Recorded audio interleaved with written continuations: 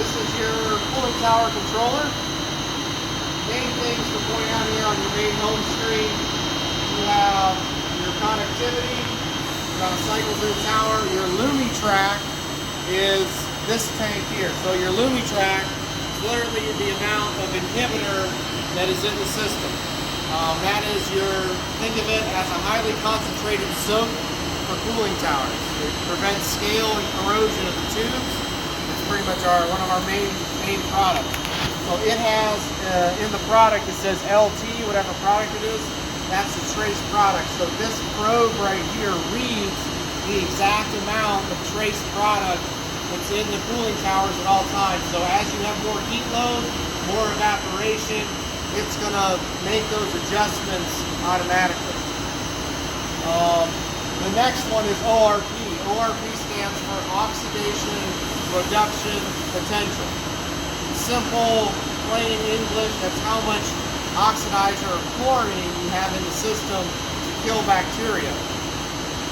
On the other side here, it has a standard temperature, and then F it stands for formula, and then the gallon. So we programmed it. It should say tank level, but it's formula 2310, correlates a tank. I have 65 gallons.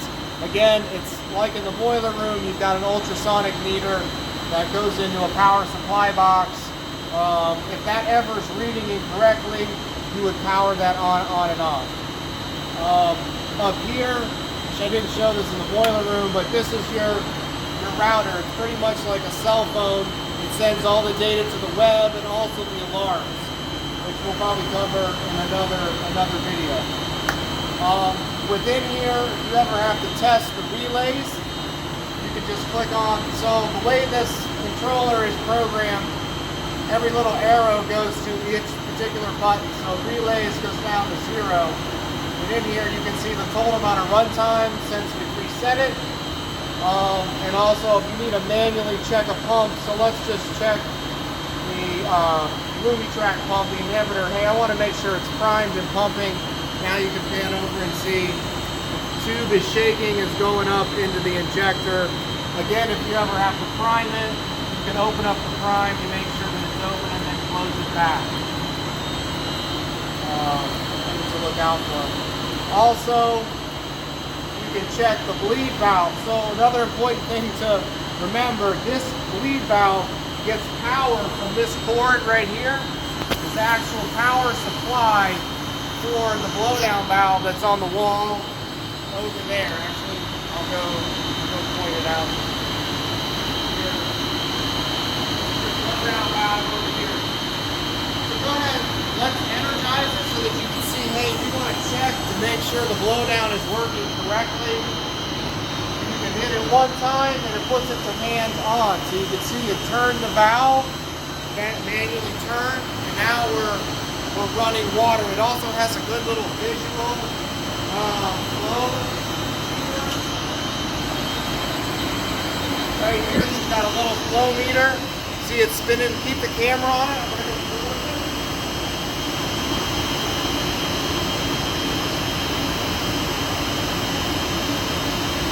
Now the valve is closed. It should see the flow stop. So that's just a good check.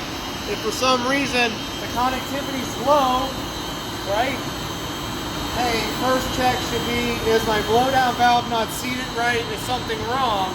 The next check is going to be, if the valve is closed, then we need to go out to the towers and we need to check all of the levels in the cooling towers and make sure we're not overflowing one of the cooling towers, or a valve is open somewhere or something happened.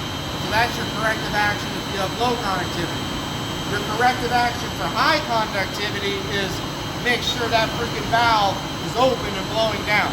It might take 2 or 3 days to correct itself, but you need to do that. Also, we know the drains in the plant sometimes back up, so this valve is actually throttled up here. It is throttled so that you don't overflow the drain, which is on the other side of the wall underneath the steam header.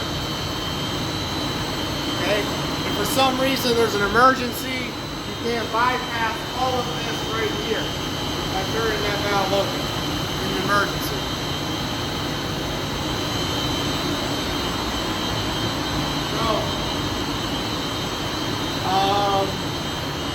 Another troubleshooting tip you need to check on is if you lose flow. This is a flow switch. If for some reason the chiller's shut down, the condenser water stops flowing, that flow switch is going to cut off. It's going to tell the controller, hey, no flow. And because your plant should never shut down, it will send an alarm saying, hey, there's no flow. Or it'll send an alarm and say, hey, you lost power. We've been having problems with this GFI popping. So that's another thing we need to talk about. But if you lose flow, send the alarm to you because we lost power last week, right? That's it. We got it. Yeah, we got it. Yeah. I usually call. Send something to. Okay. I usually call. It comes on my phone. Okay. It's supposed to go to the plant phone, but it's not. Hasn't been going there. So I just been making the calls as I get them. Something with the carrier. It's got like certain carriers can get the text message and other carriers can't. It's a little goofy the way it's set up. So right now, let's say I have no flow. You'll see. We'll go to here now, and if you go, it says system OK. Should go in. There's a little bit of a delay with the alarm, but let's just do the PM. So I close the supply and I close the return. At this point, there's still pressure in the line, so I open up the valve to relieve the pressure so that I can take the strainer off and check it to clean it. So what happens is this fine strainer gets, wow, a lot of stuff in it. I know we didn't clean the towers recently, did we? No. So this is just all the stuff that it's starting to filter out. So just go over to the sink and we'll clean this out.